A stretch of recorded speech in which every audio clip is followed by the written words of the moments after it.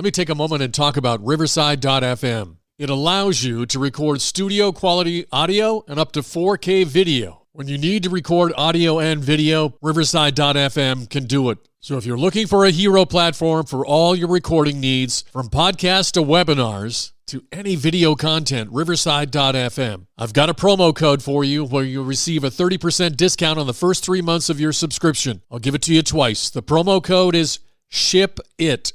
All one word, SHIPIT, and you'll pick up a 30% discount on your first 3 months of your subscription. Riverside.fm. In this episode of the Football History Headlines, we discuss the history and some great details of the NFL Draft in its inaugural year in 1936, and more Hall of Fame legendary birthdays and stories on your daily Football History Headlines coming up in just a moment.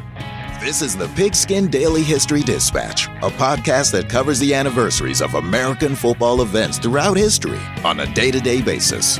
Your host, Darren Hayes, is podcasting from America's North Shore to bring you the memories of the gridiron, one day at a time. So as we come out of the tunnel of the Sports History Network, let's take the field and go no huddle through the portal of positive gridiron history with pigskindispatch.com. This podcast is part of the Sports History Network, your headquarters for the yesteryear of your favorite sport. You can learn more at sportshistorynetwork.com. Hello, my football friends. This is Darren Hayes of pigskindispatch.com. Welcome to the Pig Pen, your portal to positive football history. And there are certain days of the year when the football history just seems to really hit a real peak, and we have one of those days today where we have some great things happening that very memorable, things we almost take for granted but so very important to the history of the game of football. And the first item in our Football History Headlines is one of those. And it took place on February 8th, 1936. It was the first ever National Football League draft, and it took place as Jay Berwanger from the University of Chicago was the first pick by the Philadelphia Eagles. According to the Pro Football Hall of Fame's website, before this inaugural draft, players could sign with any team they so desired. But this practice caused a great disparity in the NFL. In fact, in many sports, franchises such as the Bears and Giants in the NFL had some of a monopoly on the good players, and thus they were perennial contenders. That's when the owner of the Eagles and future NFL Commissioner Burt Bell introduced a proposal of the draft to help bring parity to the league. Of course, the bigger market teams were against this, but Bell and company convinced them that it was essential for the league's survival. And boy, was he right. On May 19, 1935, the plan called for the teams to select players in reverse order of their finish of the previous season. When that was passed, and it was used in the 1936 draft on this day, 1936.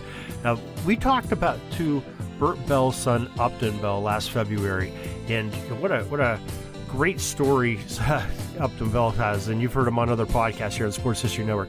But Upton was very staunchly said that was probably one of his father's greatest accomplishments in football, was getting that draft. Because if you think about that, if you're just the best, the big teams with all the money are getting all the good players, I mean, what fun is that for the rest of the National Football League? You really don't have a league. You have one team and a bunch of lackeys, and the league will never survive. Burt Bell was right, absolutely right.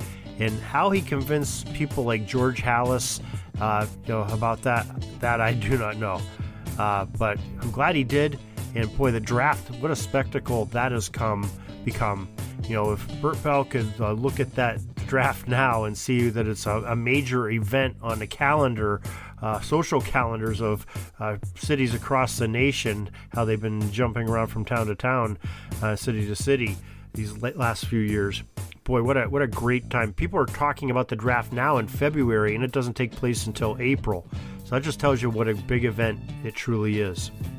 Now, February 8th, 1960, the Oakland Raiders co-owner, Y.C. Chet, they called him, Soda, was named as the franchise's first general manager per the Raiders.com website. February 8, 1963, the American Football League's Dallas Texans moved out of the state of Texas and relocated to Missouri to become the Kansas City Chiefs. And we had a great episode where we talked about that with a very good author that wrote a real nice book on that. and just the compromise of the Dallas Texans and the Dallas Cowboys both being in Dallas at the same time, and one of them had to go, and ended up working out well for both teams. The AFL's affiliate, the Texans, ended up moving on to Kansas City, and the rest is history, and look where they are now. And the Dallas Cowboys, look where they are. So, great moves on both of them, but a great piece of history.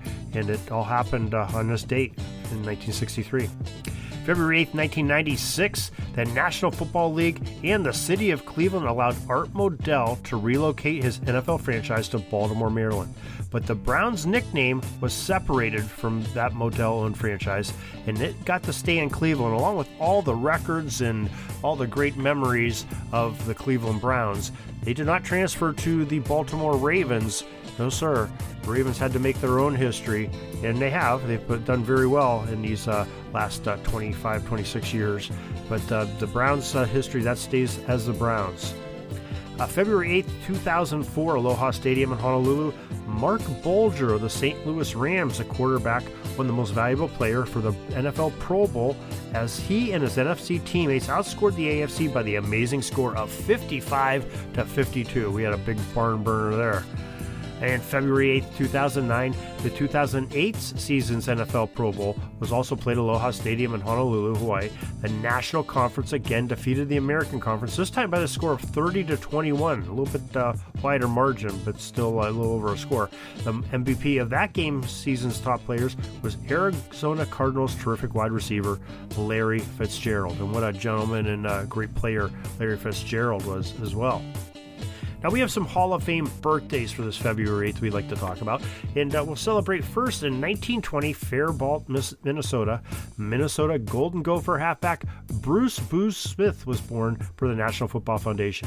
Boo was famous for helping to grasp victory from the depths of an apparent defeat, doing it with some long runs and dramatic moments, and leading Minnesota to national titles in 1940 and 1941. And pacing the Gophers to the first of their back-to-back 8-0 campaigns. Smith was the man the team leaned on in 1940. He had a knack for producing score-from-behind touchdowns that brought crowds out of their seats and escaped the threats of the likes of Nebraska, Ohio State, and Michigan. Some big boys they beat up on, too. The more Boo played, the better he got. In 1941, he ran through the competition and won the Heisman Trophy. After graduation, Boo was the most valuable player in the 1942 Chicago All-Star Game against the NFL Chicago Bears. Boo Smith was honored with induction into the College Football Hall of Fame in 1972 after the National Football Foundation voters tallied up their votes. Now, February 8th, 1925, the University of California's great guard Rod Franz was born on this date. The National Football Foundation reminds us that Rod helped turn around a subpar Cal program into contenders.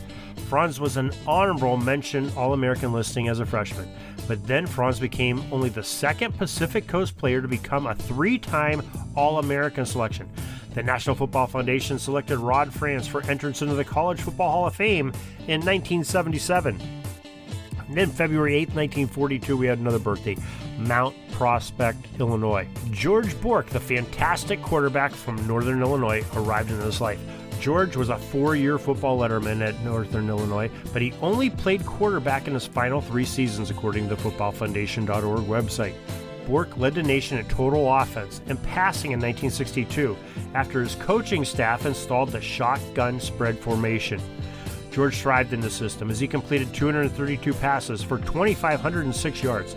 He repeated it in 1963 with 244 completions for over 3,000 yards, and the school retired his number 11 jersey at the end of his Husky playing days.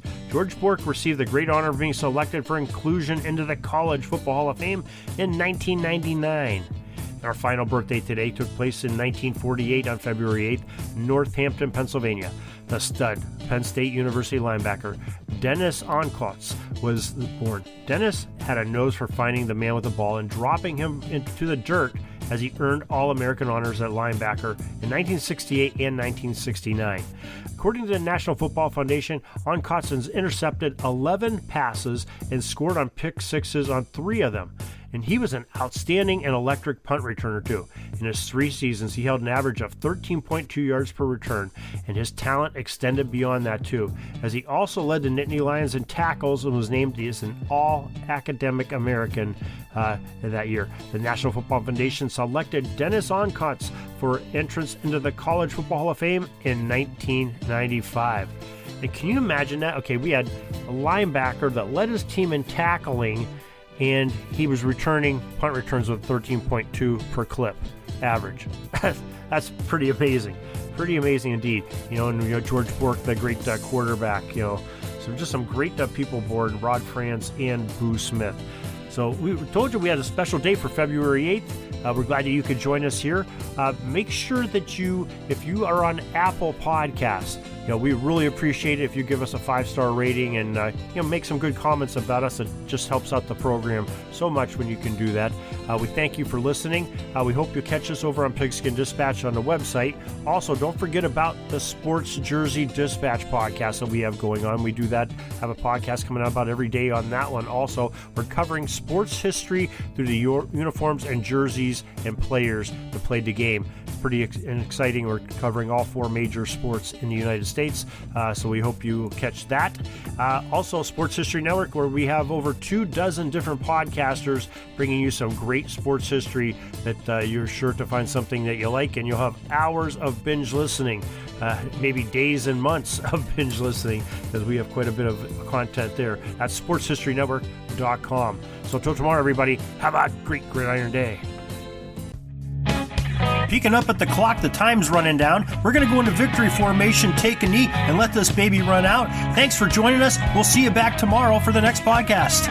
We invite you to check out our website, pigskindispatch.com, not only to see the daily football history, but to experience positive football with our many articles on the good people of the game, as well as our own football comic strip, Cleat Marks Comics. Pigskindispatch.com is also on social media outlets, Facebook, Twitter, Instagram, and don't forget the Pigskin Dispatch YouTube channel to get all of your positive football news and history. Special thanks to the talents of Mike and Jean Monroe, as well as Jason Neff for letting us use their music during our podcast. This podcast is part of the Sports History Network, your headquarters for the yesteryear of your favorite sport. You can learn more at sportshistorynetwork.com. Are you having a hard time figuring out what to get Dad for Father's Day? You should check out Row 1 Brand's Vintage Pictorum Gallery. They have America's best sports art. With over 7,200 historic sports prints, you're assured to find something unique for Dad this Father's Day. Instead of a boring old tie, get him a historic baseball photo taken by Henry High Sandom at the historic Polo Grounds Stadium in New York City during the 1894 Temple Cup. Or, if he's an NFL buff, check out the 1963 vintage NFL poster. These are so good looking that you'll be amazed how they turn out. Shop now at sportshistorynetwork.com/row1 and save 15% off your order.